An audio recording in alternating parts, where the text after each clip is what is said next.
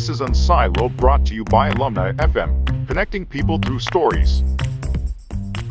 Welcome to Unsiloed. This is Greg LeBlanc, and I'm here today with Michael Graziano, who is a professor of neuroscience and psychology at Princeton University. And he's also the author of a number of books, including Intelligent Movement Machines, God, Soul, Mind, Brain, just, slightly ambitious subject matter there, but also the author of this one here, Consciousness and the Social Brain, and this one called The Spaces Between Us, a story of neuroscience, evolution, and human nature. And most recently, this one, Rethinking Consciousness, a scientific theory of subjective experience, which builds on a lot of the previous work and targets, I think, a slightly more accessible audience. Michael, welcome. Thank you. It's a pleasure to be here talking to you. Now, in one of your books, you said that the theory of consciousness is kind of in a pre-Darwinian moment, right? And I think what you meant by that was that, before Darwin came along, there were all of these sort of dead ends in the world of biology, trying to come up with sort of a general understanding of what, how biology worked. And it was really only when Darwin came along that, we now have a sort of an integrated understanding of it. And consciousness is probably considered by many the hard problem, right? And I think you talk about that as one of the alternative theories of consciousness to your own. So how does it make sense to talk about it as a pre-Darwinian moment? And how does it also make sense to think of us as being potentially at the cusp of an understanding of consciousness that will allow us to kind of, if not shelve some of these other theories, at least kind of integrate them into a unified perspective? Yeah, well, I'm going to be bold here. I think we do understand the basics of consciousness. And I wrote that about 10 years ago. And by pre-Darwinian, I meant exactly what you're saying. I meant that we lacked a theory that was rational, that actually explained anything. And instead, we had some speculation that was kind of magical at its heart, even though many people didn't quite realize that they were invoking magic to make their theories work. And so we needed that explanation, like Darwin explains evolution by the trick of natural selection. What the heck is the trick here? How do we explain this mind stuff that comes out of neurons and brain parts? But that was 10 years ago. I think that we have a general explanation. I don't think I'm the only one who, believes that explanation. At this point, there's a kind of a set of underlying principles, rational, straightforward principles about information processing in the brain that I think convergently more and more people are beginning to realize, oh yeah, this seems to be the general shape of the explanation. And within that, then there's my own particular theory, which I think is an especially simple or elegant version of those underlying principles. But I would say we do understand. I think people are used to thinking of consciousness as an unsolvable, overly ambitious, giant problem. And I don't think it is. That's my perspective on it at this point. And so why now? I mean, is it because of all the thought that has been devoted to artificial intelligence, right? And sort of, we've seen the emergence of neural networks. We've seen the emergence of, machines that are capable of processing huge amounts of information, capable of making decisions, right? Capable of, I guess, having things that we might call attention. And so it's forced us to kind of think about, well, what exactly makes them different from us? Is that really what's kind of helped us to drill down into this new way of thinking about consciousness? I would say yes, actually in two different ways. The rise of machines that can compute stuff I think is one of the main drivers of the realization, the initial realization, that consciousness is a really hard problem. I think before machine computation came along, people thought of consciousness as, oh, there's just stuff in your head. That's what it is. That's like William James's a stream of consciousness. It's just a bunch of stuff in your head. And at some point, people realized, well, we can actually build that kind of stuff in computerized brains and machines. But no matter how much we build particular processes and routines into them, they don't seem to be conscious. So is there something missing, something extra we don't understand? And that, I think, helped frame the initial question, the initial idea of a hard problem, that there's something else, some extra essence that we're missing that machines don't have. But now that we're getting much more sophisticated with artificial intelligence, with neural network processing, with theories of computation and information processing in the brain, I think we're beginning to realize, wait, yes, there's something that was missing, but the thing that was missing is itself fairly rationally understandable and ultimately probably buildable in some not too distant future. Well, I think the central part of your work is built around this idea of a schema, right? And I guess, large part of your work was about this body schema. And then, you also worked predominantly, mostly recently, in this idea of attention schema. So what is this idea of a schema or kind of a theory about how parts fit together? What does this mean when we talk about a schema? So one of the most fundamental principles of the brain is that it's a model builder. And I like the word model, and schema, in a sense, is another word for model. So what the brain does is it builds information, chunks of information that roughly represent something real that it needs to monitor, that it needs to make predictions about. And we do this all the time. And so when you look around the world, the actual visual world is different from what you see, because your visual system has built a schema, a simulation, if you will. It's a simplified version of what's really out there. It's a very simplified version in ways most people don't even quite realize. And the body schema, you're right, I studied that for years and years. It was one of my main focuses of research for many years. The body schema is the brain's model of its own body. So we have that in us. Our brain is busy building this simulation of a body by which we keep track of ourselves. And one of the best illustrations of that is this case. Of course, it's always an unfortunate thing. If you have an amputation, most people with amputations report a phantom limb. Now, the phantom limb, for some people, fades right away, and for other people, it can linger for years and years, but most people report a phantom limb. What is a phantom limb? It's the brain's model that has not quite caught up with the reality yet. So the brain builds these models, and the models are never accurate. They're never fully detailed. They're never fully accurate.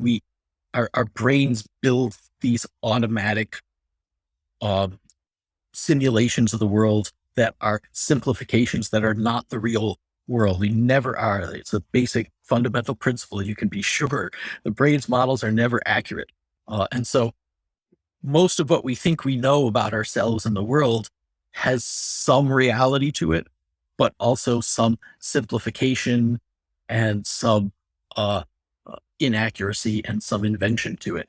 So that's what I mean by a schema. It's a schematic model of real things that a brain needs to know about. You described in one of your books your first experience with the rubber hand illusion, right? And what a kind of something clicked inside of you when it happened. Could you describe that? And what does it tell us about how we kind of inhabit our body? Right. So, yes, the rubber hand illusion is this wonderful way to show just how weird and complicated this body schema is.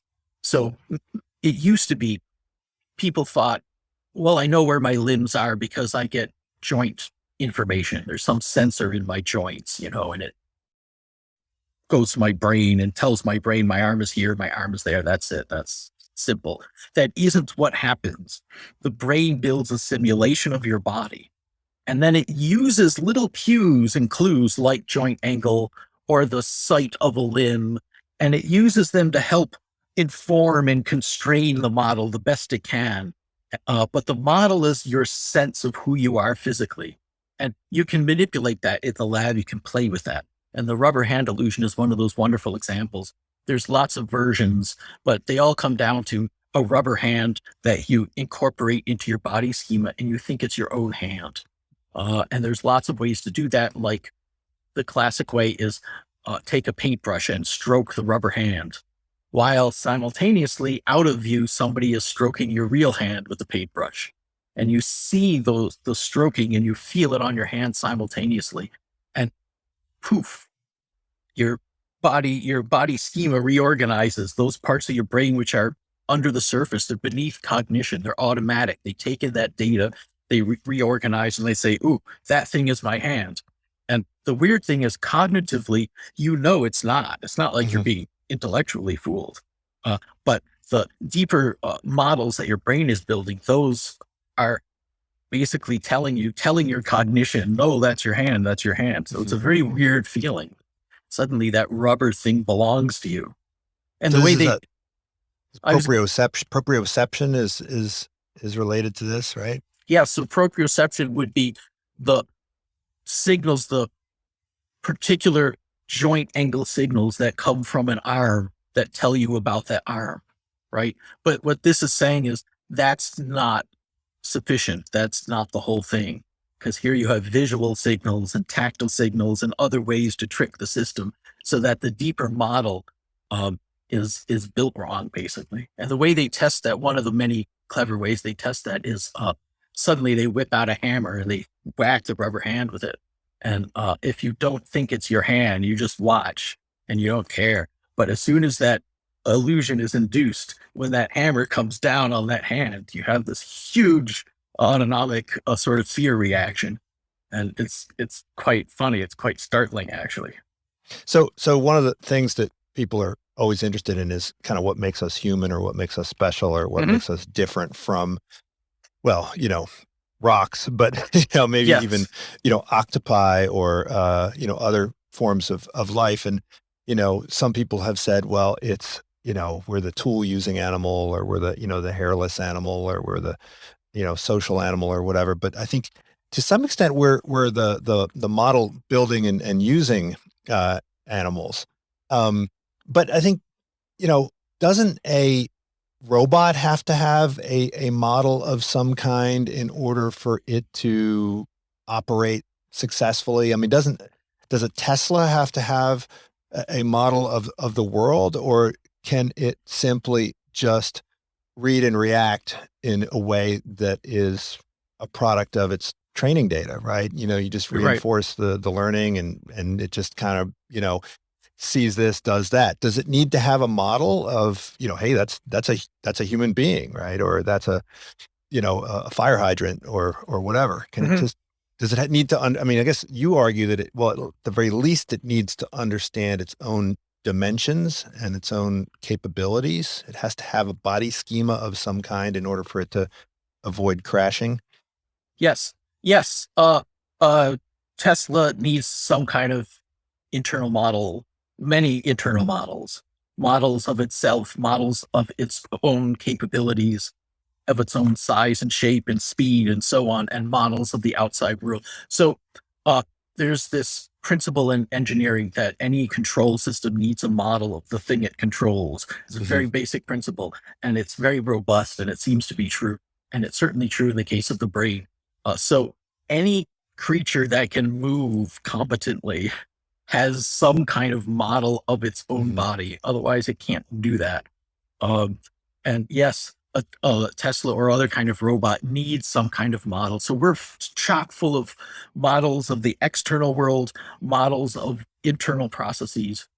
So one way to think of it, you alluded to it, one style of computing is what you might call a lookup table, sensory in, motor out.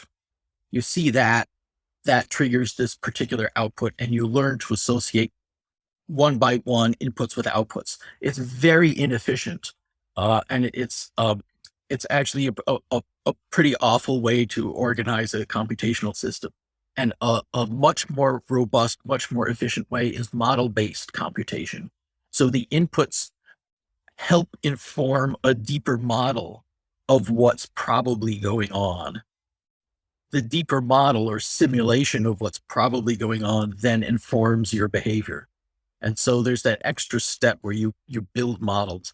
And that's, of course, what we do, but it's what every animal does at some level to some extent. Otherwise, they can't function at all.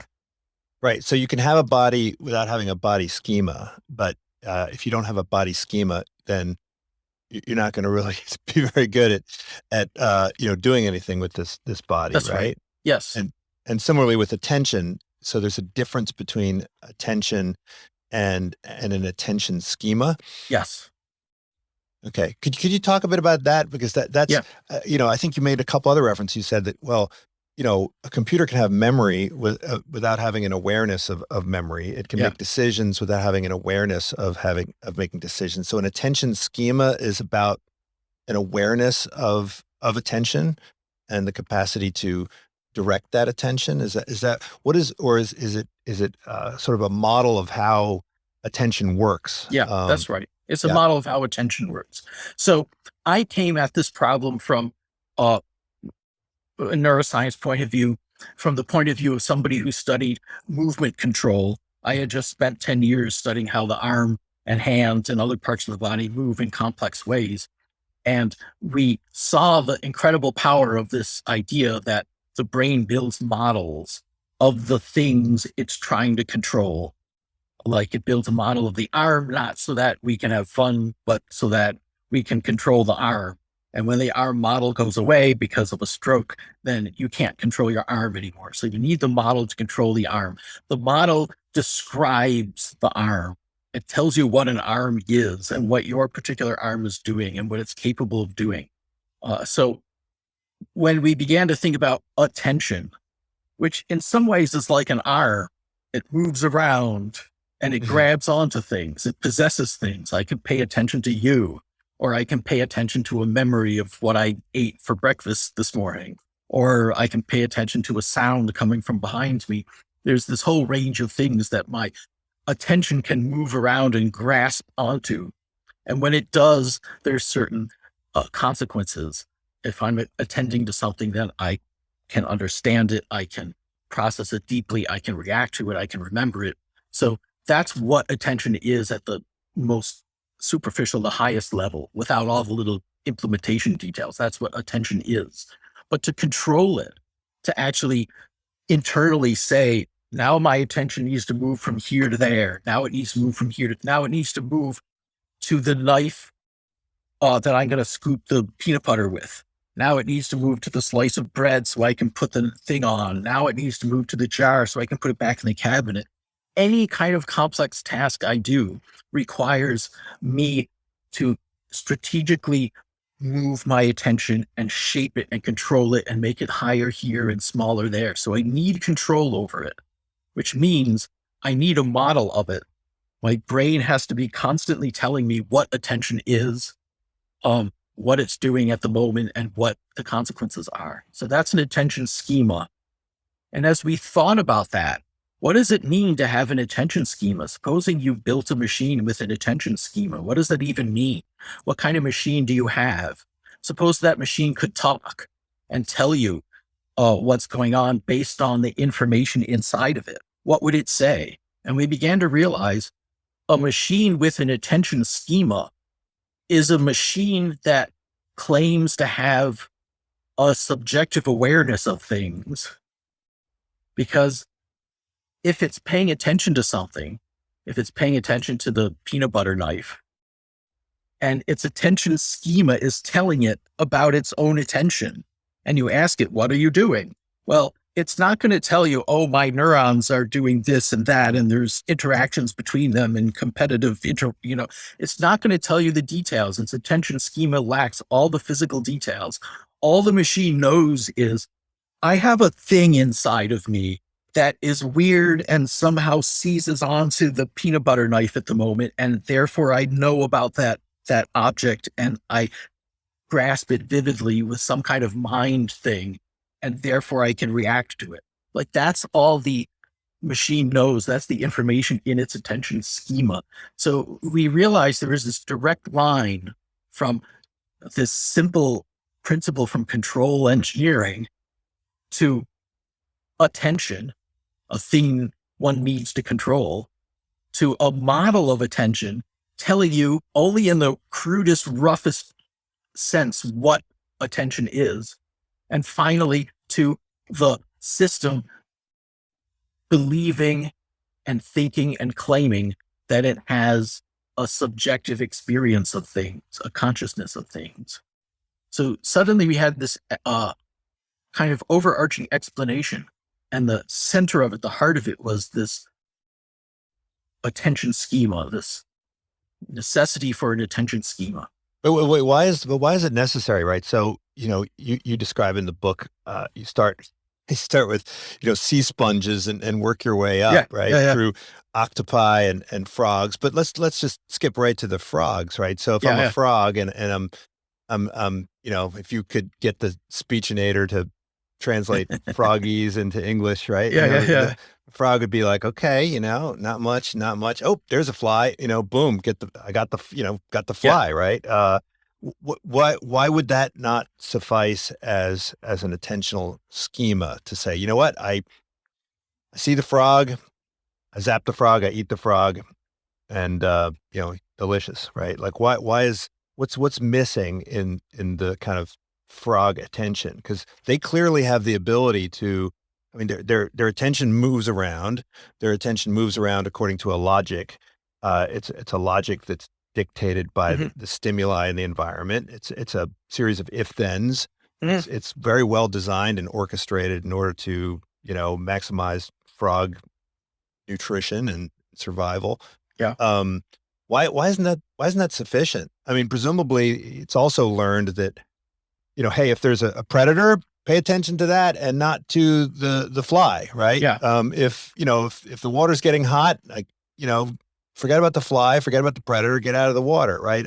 There's presumably some kind of algorithmic, logic behind how the frog redirects its attention. Isn't that all we need? What's the extra added value of, I don't know, being able to, because is the ability to articulate it closely tied with the ability to control it? Or I would not that part. So let me say first, frogs are probably more complex than we give them credit for.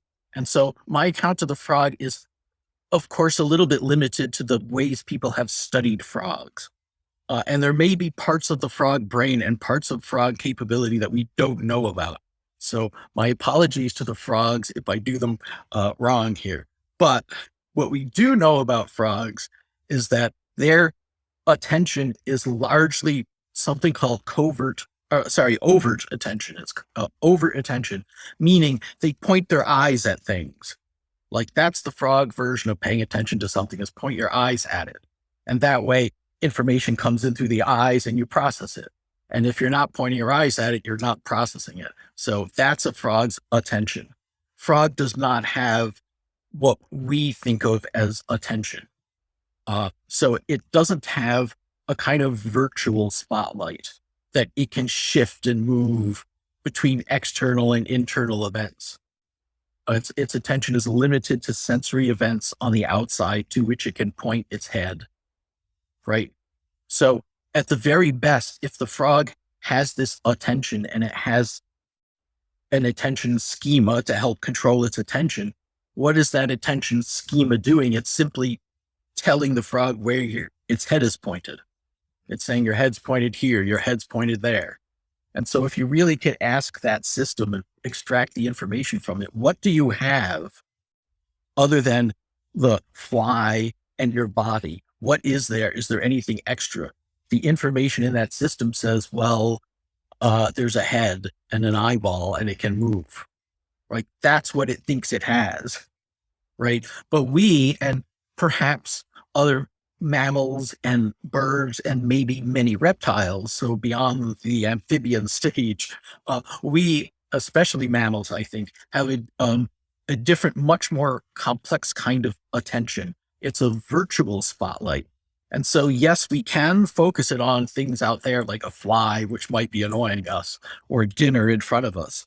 But we can also shift it internally and focus that spotlight on memories or on an emotion or on a thought. We can virtually move this spotlight through dimensions that have nothing to do with the 3 dimensions of space. And that virtual spotlight, somehow, the way we tend to think of it is it grabs onto things, it possesses things, objects, items, and it allows us to deeply process those items. So if you take that system that has that kind of attention, it's called covert attention, and you then ask it, what do you have other than that object out there that you're paying attention to, and other than your body, what is there? Well, the information in that system says there's something else. There's something virtual. There's something that can move and morph and shift that I have control over. And it's the way I seize on and take possession of items and understand them deeply and enable myself to react to them, right? So it's because we have this other kind of attention, this more sophisticated attention, and because we have information about what that is, what our attention is, that's what enables us. It gives us the whole concept of a conscious mind, a conscious experience. So I don't think any creature without that kind of attention has consciousness. I don't think consciousness is relevant to creatures without that. I don't think there's anything in their brains that has anything to do with consciousness. So covert attention it's more than, because you could imagine simply shifting attention from one sensory cue to another sensory cue. Like, okay, I'm going to pay more attention to the auditory cue and less attention to the visual cue.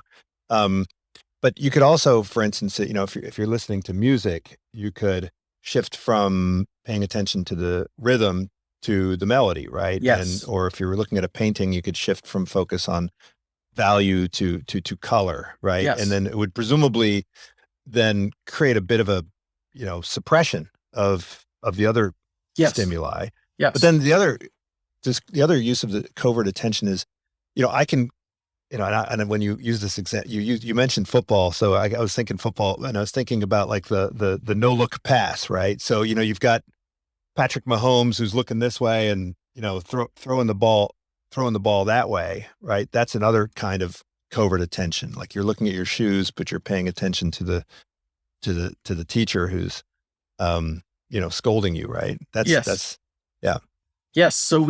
So our covert attention, this really sophisticated kind of attention, is independent of where your eyes are pointing.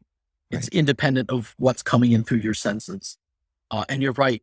You could look at a picture, but be paying attention to the deeper meaning instead of the colors, or paying attention to the lines instead of the hues or whatever. So that's exactly right. That's the whole point. It's a kind of attention that is general in the sense it applies to any information domain. And it isn't just moving around a simple visual world pointing at this object or pointing at that object. It applies to any information domain, and it's under your control. Mm-hmm. And it probably evolved with the forebrain, as it's called, this part of the brain that turned into the mammalian cortex, and birds have a version of it, and reptiles have a fairly well-developed version of it as well, although mammals have the biggest version of all. Our cerebral cortex has evolved quite a bit. But that particular kind of attention, this covert attention that can move through any information domain, that's emancipated from the literal sensory world out there, that seems to be a product of the forebrain and especially well developed in mammalian cortex. Now, you've written a lot of scientific books. You've also written a lot of fiction. We'll get to that later. But as far as I know, you haven't written a self-help book. But I would imagine that you could write a pretty good one, because a lot of people are interested in kind of attention and how to manage attention. Mhm. Is it fair to say that some people are more aware of their attention than others? Are more people, mammalian and more people reptilian in that sense, right? And I was thinking, or do people have more attention? Like, it seems like there's a finite amount of attention, but then when you look at, say, high performing athletes, they seem to be aware of what's in front of them and what's behind them and what's above them and what's to the left of them. And they seem to be reading all the, intents of all the other people around them. And you look at that and you say, man, I could never do any of that stuff. Right. So is Yeah. there like a volume of attention? Is there a capacity to, I don't know, sharpen one's attention or manage it more skillfully? Yeah. And again, I know that's outside of the content of the book, but I kept Yeah. thinking those things when I was reading it. Yeah. I think people do vary enormously in the details of their attention systems, how that's working. I think there's a lot of interpersonal variation. I think also there's ways that you can tune it up and improve it. My guess is that the athletes that seem to be aware of everything around them aren't really, and they're not actually attending. I suspect that's more like automatization. That is, with practice, you learn to do very complex tasks without having to allocate attention to them. They become automatized. They sink down into deeper, more specialized mechanisms that don't require the big cortical attention mechanisms. And I bet that's where you see a lot of that super expertise that's so impressive. Just lots and lots of rote practice. However, here's a trick that athletes and dancers and so on use to improve control of your limbs. Improve the brain's model of your limbs. So try to increase the vividness of your internal sense of where your limbs are and what they're doing. So the body schema itself can be trained up. And when that happens, your control over your movements improves.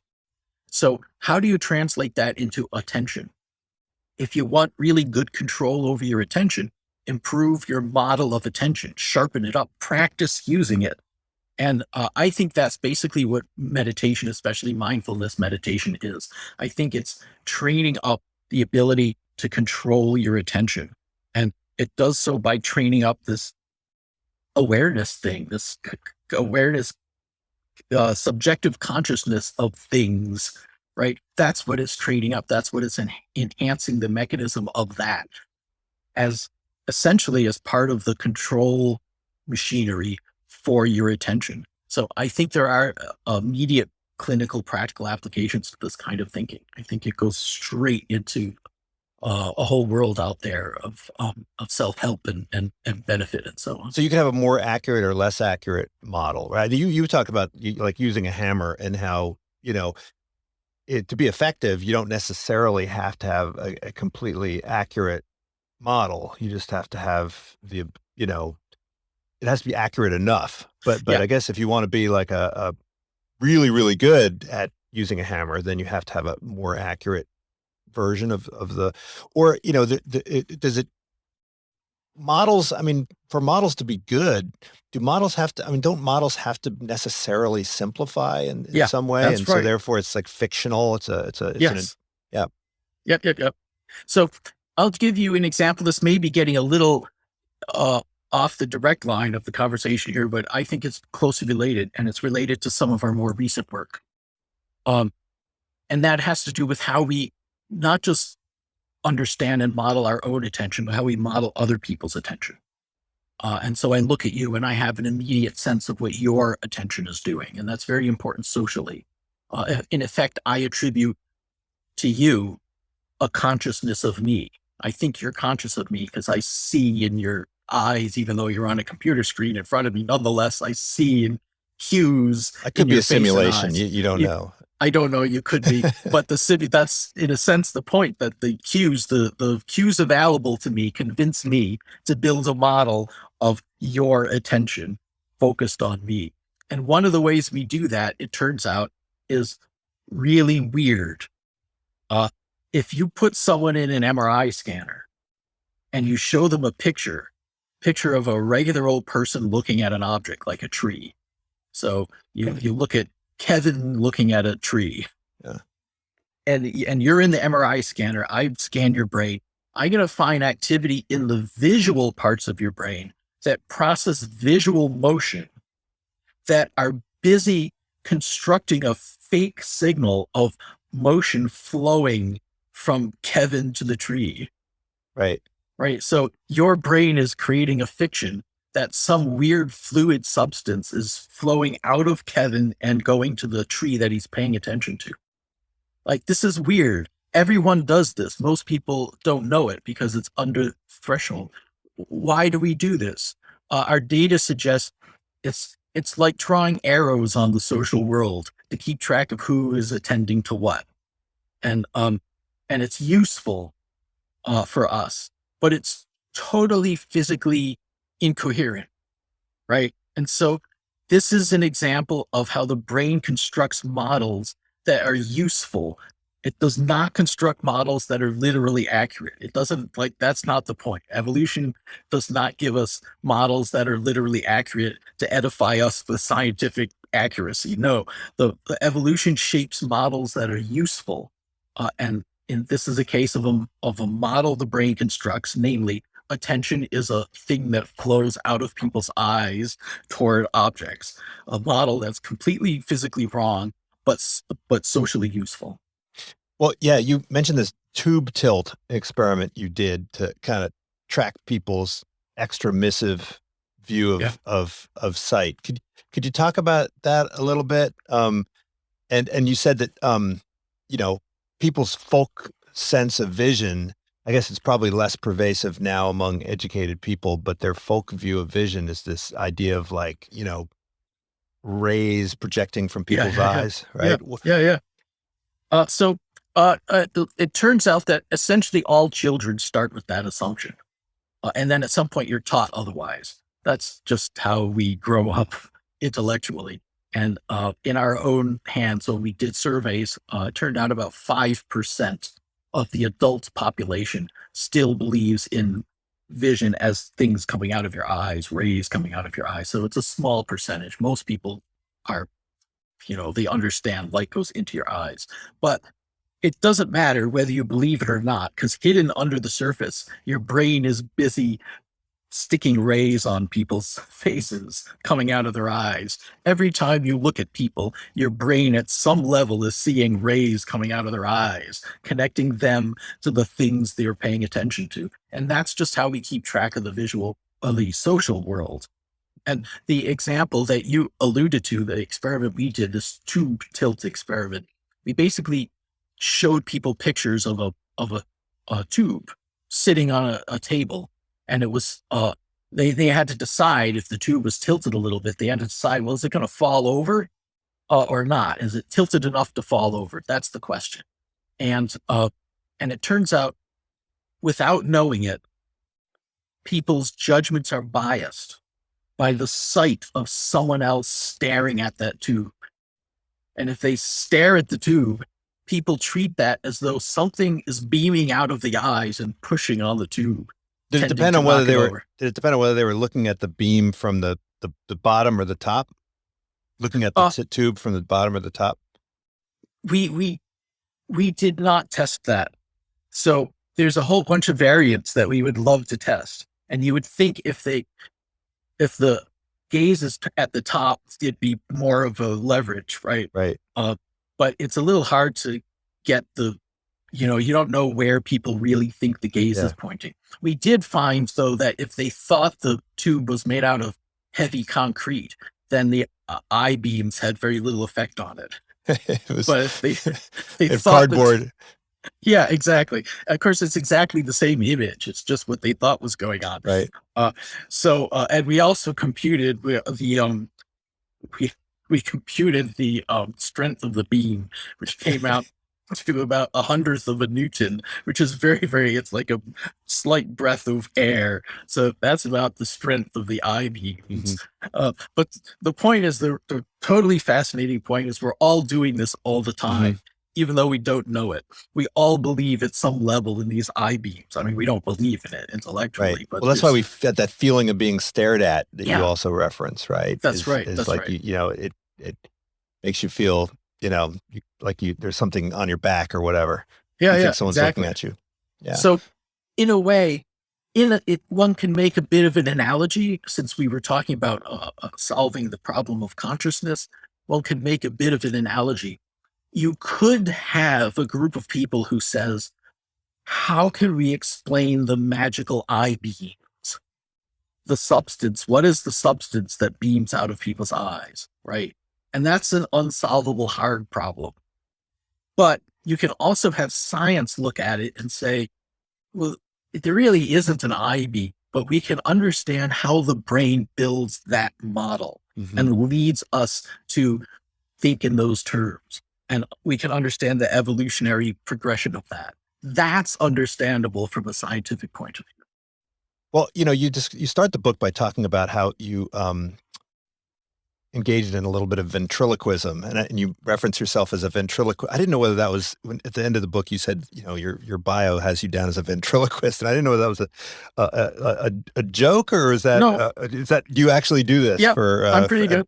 You go to kids' birthday parties and do ventriloquism. But Yep. I think even if you're not a professional ventriloquist, if you've ever played around with kids, you'll often animate the stuffed animals, and it's very easy for the kids to immediately start interacting with the stuffed animal as if it is alive. And I'm sure, if you ask them, well, is it alive? They'll say, no. I mean, look, I know it's not alive. I know it's made of cotton or whatever, but it's so easy to kind of get into that. And when you're describing that, it reminded me a lot of, when you read the pre-Socratics and they describe how people believed that trees had spirits and that, all inanimate objects were effectively, conscious in some way, and you would try to infer intent from those objects. And we do that with little dots on the screen. We do it with video game characters and so forth. So this idea of theory of mind, or the attribution of awareness to these objects. Why is this useful, right? Why is it useful for us to do Yes. this in all these circumstances where we do it? Well, so here's what I think. There are different views on this. Here's what I think. Humans are hypersocial. Our success as a species, our world dominance, rests entirely on our amazing intuitive ability to guess what someone else is thinking. So theory of mind, or building models of other people's minds. Without that, we're nothing. We're just separate animals. With that, we're a civilization. And that everything we've ever done as a species that's successful comes out of that. And I think what evolution did was hit on a strategy. There's some kind of knob, like a volume knob, and evolution kept cranking the knob up higher and higher and higher. And the higher it got, the more sensitive we got to what other people might be thinking and feeling, the more successful we were as a species. And there is a consequence, a side effect of that. The side effect is that we tend to see consciousness and mind in everything, right? And so we see it, as you pointed out, in puppets and dolls and trees and all kinds of things that don't have brains. So now you can ask, is there a downside to sort of exuberantly attributing minds to everything? Maybe it wastes energy in some sense, but the upside is we are exquisitely hypersocial animals, and the survival benefit we get from it is just astronomical. It separates us from every other species on the planet. On the other hand, maybe some of these things we think of as mistakes aren't mistakes, because there might actually be a benefit to seeing mind and consciousness in things that don't have it, because it is, after all, the underpinning of storytelling, which helps pull us together as communities.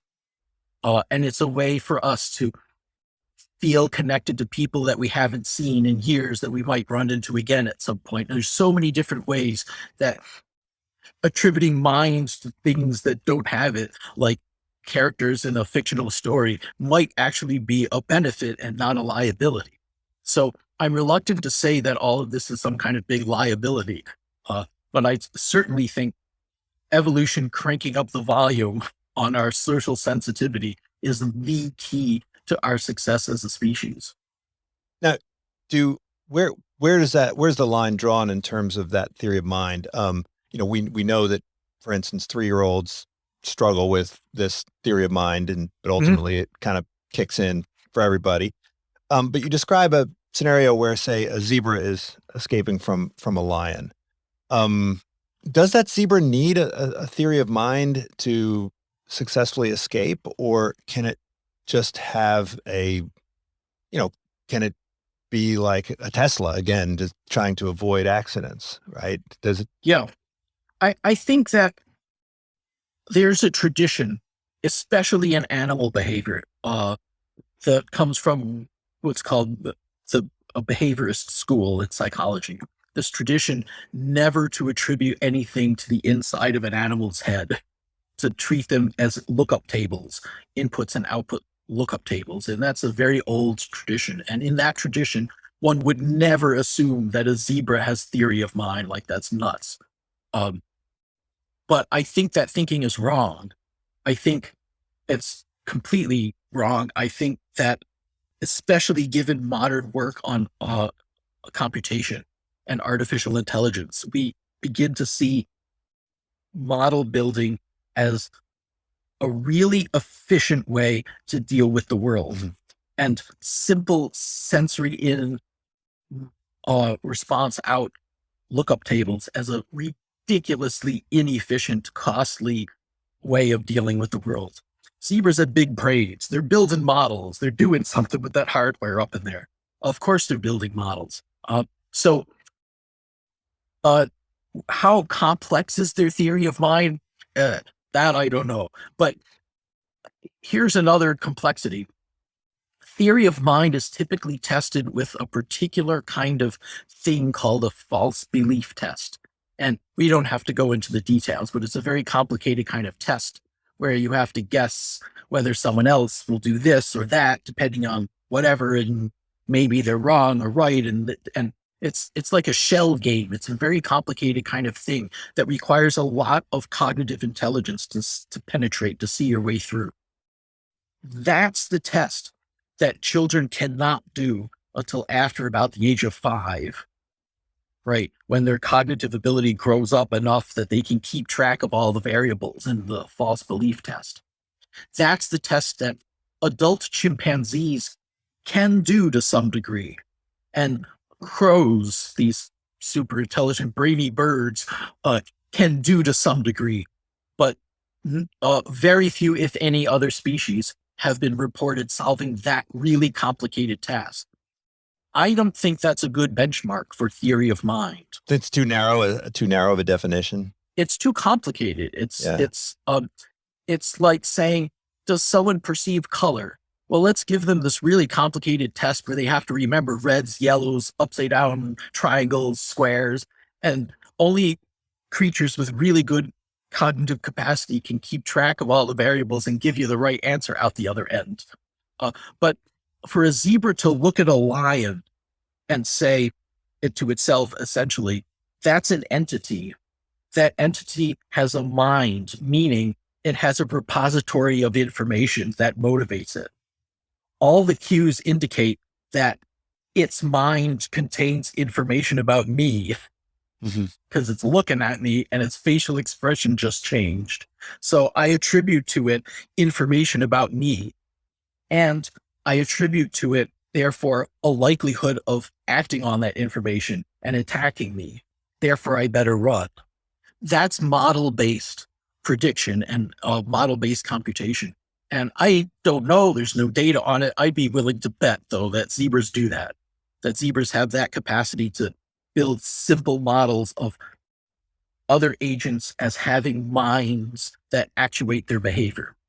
I just saw a video on YouTube of a a gazelle that was basically playing dead while the lion was kind of fiddling around with it. And then when a hyena came along and the lion turned its attention to the hyena, the gazelle jumped up and ran away. And Right. it would seem, now I don't, I'm always worried that I'm engaging in some kind of, anthropomorphic Yeah. transfer, but it does seem that requires some kind of theory of mind in order to Yep.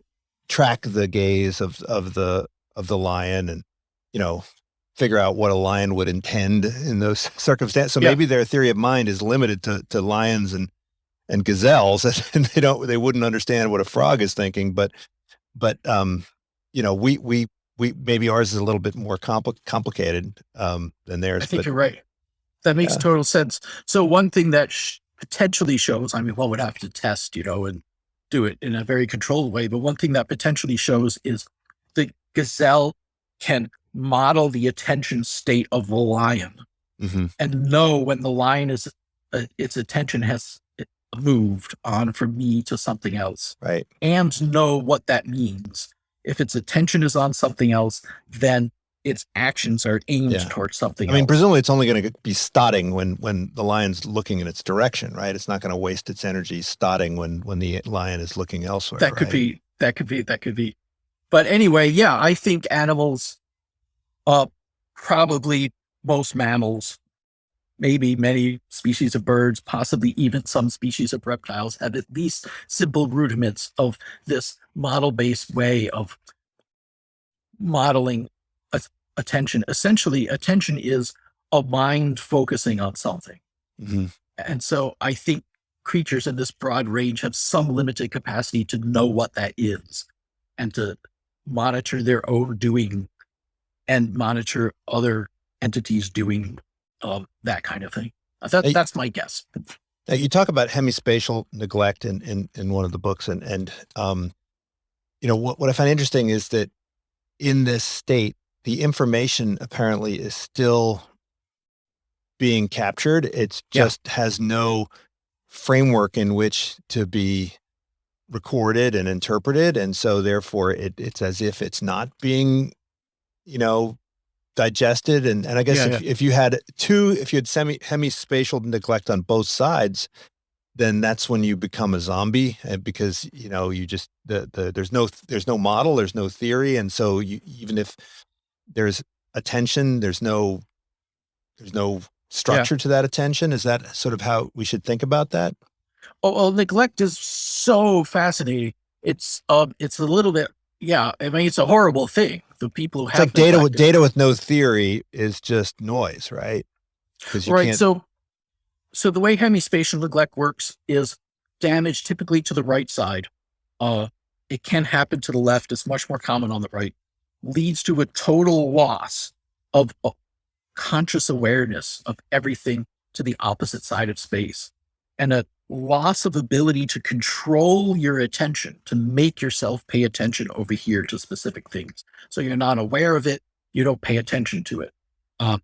Your attention can, in some sense, be drawn to a flashy light or something, but you can't control your attention over there. So you're unaware of it. This means, for example, that you don't even understand that there is a left side of space that you're missing, right? So you eat the food on the right side of your plate and you think you're done, and somebody rotates your plate and more food appears and you don't know how that's possible or where it came from. And it's all a big mystery to you.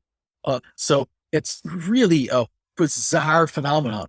But what happens is the epicenter of neglect, the part of the brain that when damaged causes the most severe form, is the part of the brain that we think is constructing this model of attention. It's telling you that your attention is here and there, and it's allowing you to control your attention. And so what you lose in neglect is both conscious experience of things and the ability to control your attention with respect to those things. They both go out the window. Now, you're right.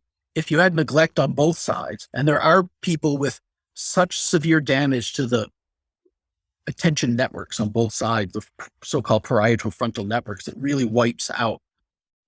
These are the people who are most likely to be seen as on without consciousness. So essentially in a vegetative state. There's nothing going on up in there. So everything just turns to jelly because there's no crystalline structure to the attention, more or less, right? Right. Well, you can't control it anymore.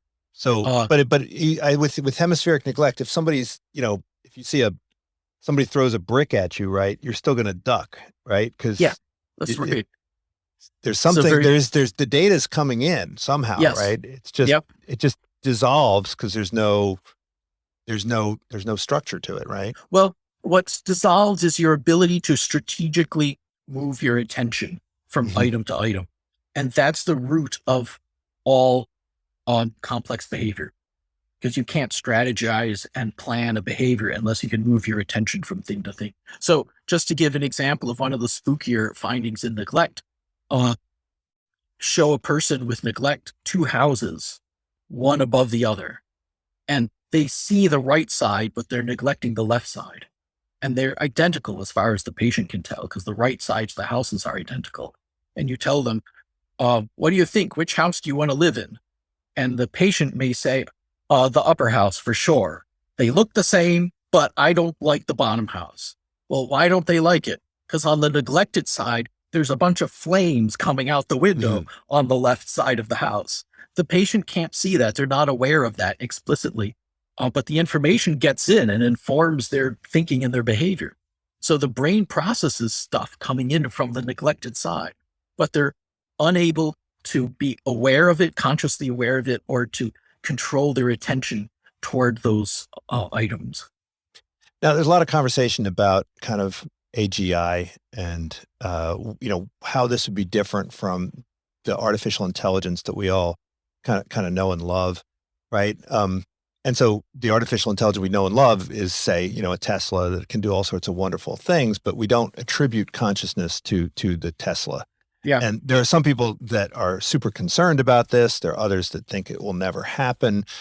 And you speculate on what it would take for us to create conscious machines. Yes. First of all, what would it take? Second of all, do the people who talk about AGI,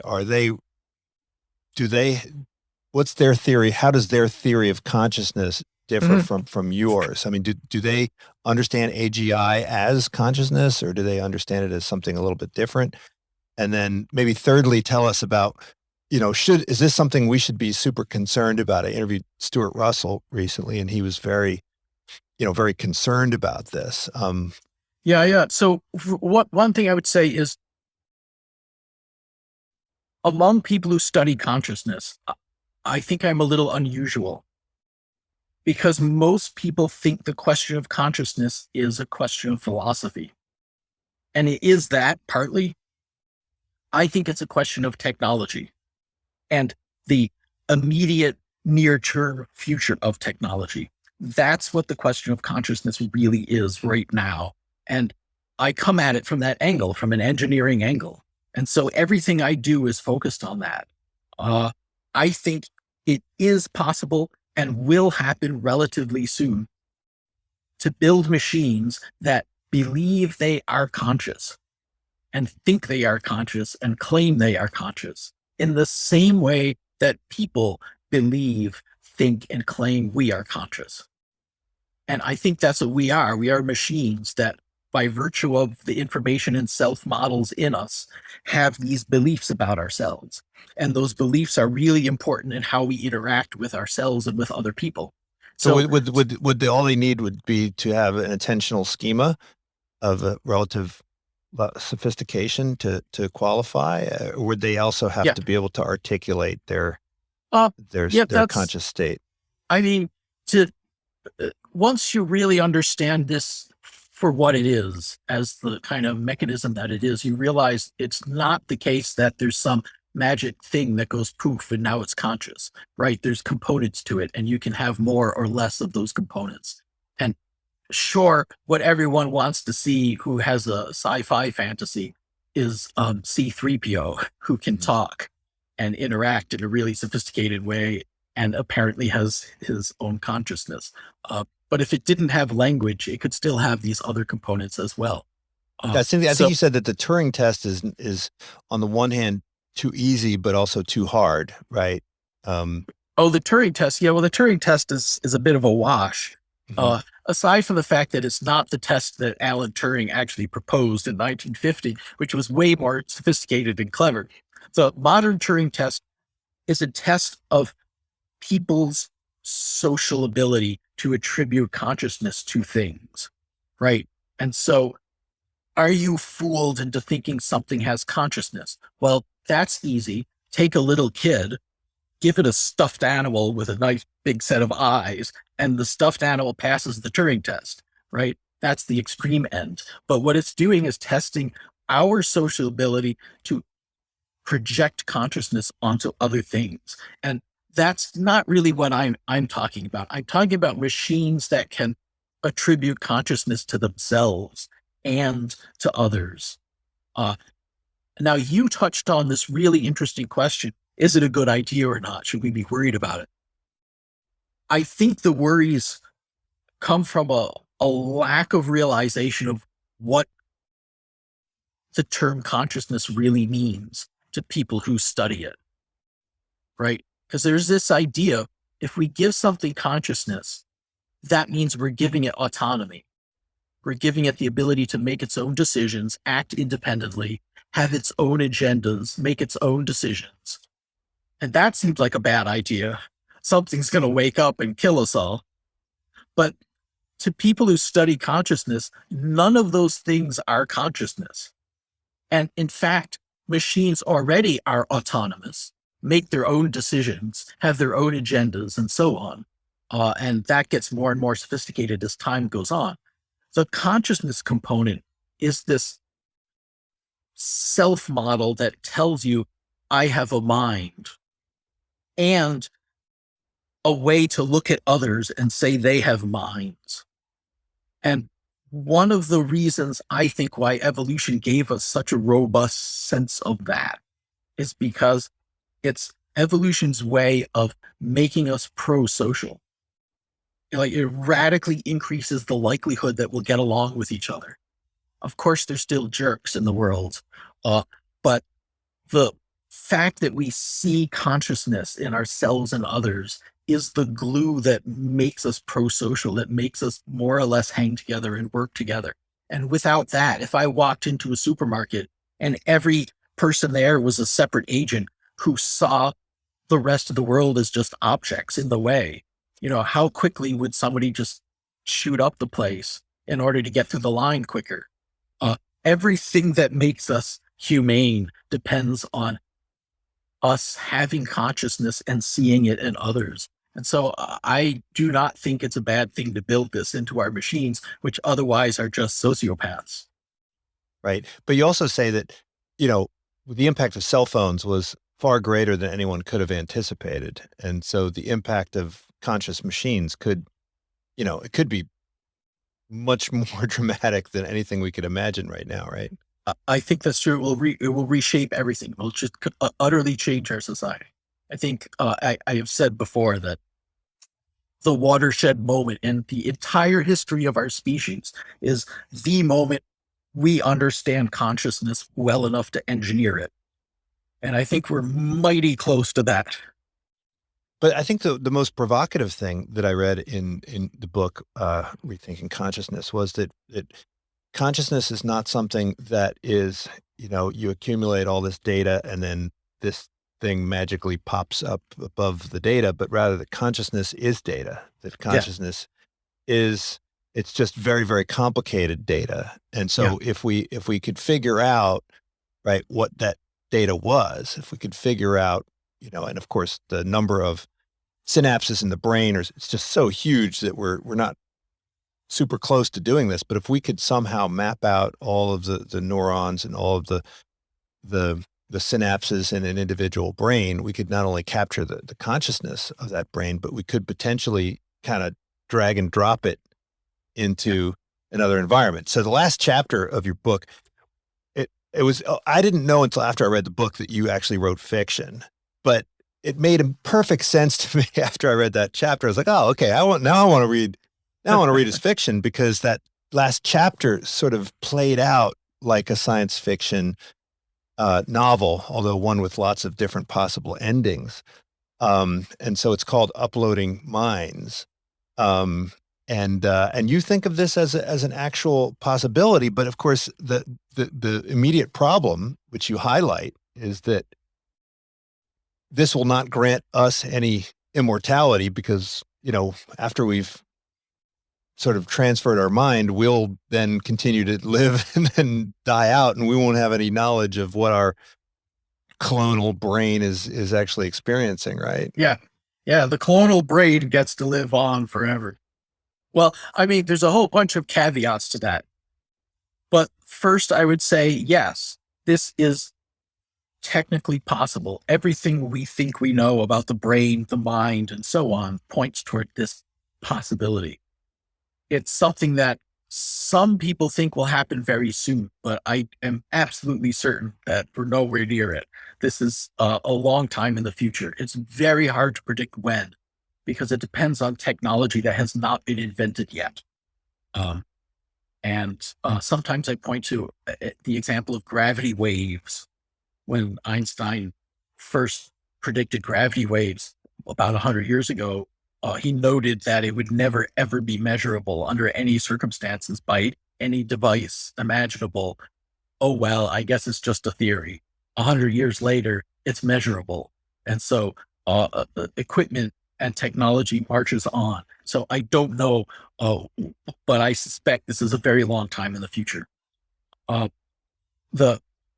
The trick of building an artificial brain with enough neurons in it that interact in the right ways is not as hard as people think.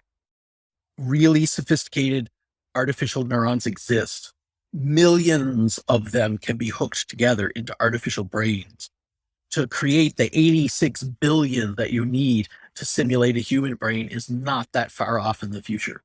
The difficulty is 100% in knowing how to hook them together, knowing how to read the information that's already in a brain and then write it into the new device. And that's the thing we don't know yet.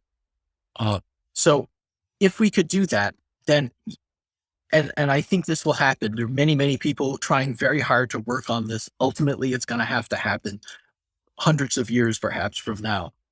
When that happens, what you do is, in a sense, you split yourself off, right? Because like a fork. It's like a fork, right? Yes, it's a fork or a Y branch. The base, the stalk of the Y is shared by both you and this artificial creature. You both have the same memories of childhood, but the artificial creature goes on living and you don't. You could have you could have more than one, right? You could have more than one. You could have all kinds of crazy things happening that will restructure us as a species.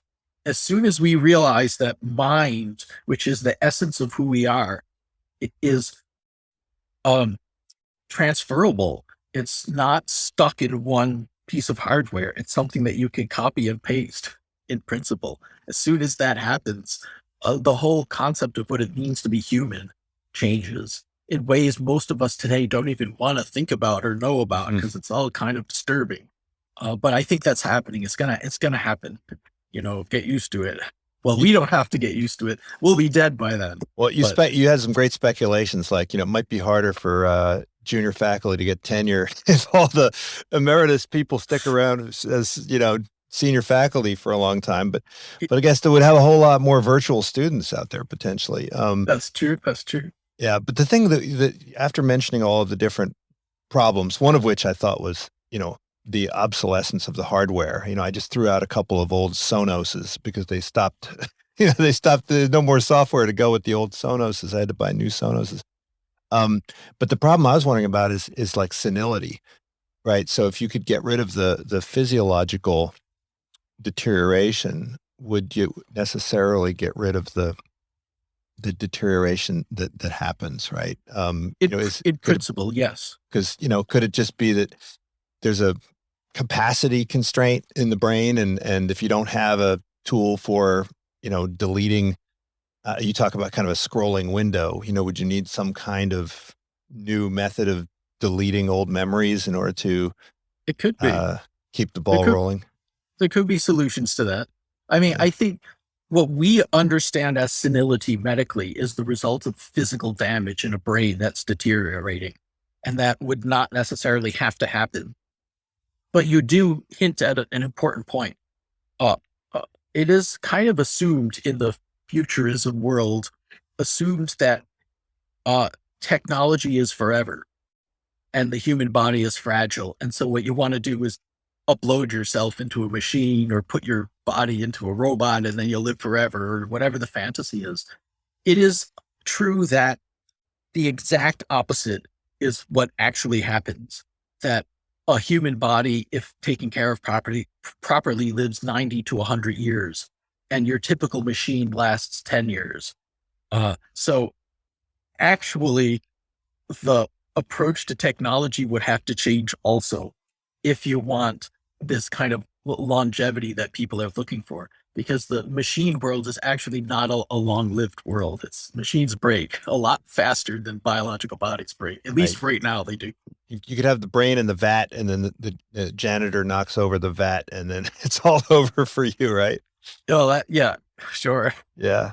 Okay. Well, look, Michael, this has been great. I should mention that in addition to these wonderful books on neuroscience, which I don't think you call them works of philosophy, but they are, in my view, overlapping profoundly with philosophy. You've also written a bunch of novels, including novels for children under a pseudonym, B.B. Wurge. Yes. Okay. So I can't let you go before asking you to tell me a bit about what motivated you to write fiction, and how do you see the writing of fiction do you see it as a complete unrelated sideline to your academic research, or do you see it as something which is complementary to your academic research? Would you recommend to other academics and scientists that they explore the writing of fiction? And I should mention that you're actually the fourth of my academic scientific guests who has also written a novel, but you've written many. Well, of course, I think I recommend it. It's wonderful. I've been writing fiction since I was a kid, before I was a scientist. So it's just something I do.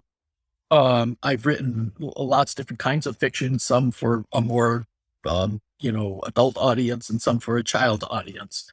And the children's books, I used a pseudonym just so that they didn't accidentally, pick up a book on the brain and read that thinking they were going to get a kid's book. So it was just kind of good labeling or salesmanship to have the children's book name different. B.B. Wurge is supposedly a super intelligent orangutan, by the way, who writes children's books. So he has a backstory. But nonetheless, yes, I love writing fiction. It's not integrated into the science in any specific way, but they both come out of the same brain. And a lot of the same skill set, I would say, is involved in both. So I enjoy both. If nothing else, when one thing's getting frustrating, you can always turn to the other one for a while. Right. Well, Michael, thank you so much for joining me. I will definitely pick up some of the fiction, and I typically, before I started my podcast, I'd say half of my reading was fiction and half was nonfiction. But since the podcast, I've had to cut back on my fiction. So I'm looking forward to my next vacation where I can, try to balance things out with a lot of fiction, and I'll have at least one of your novels with me. Thank you so much. This is Unsilo, brought to you by Alumni FM, connecting people through stories.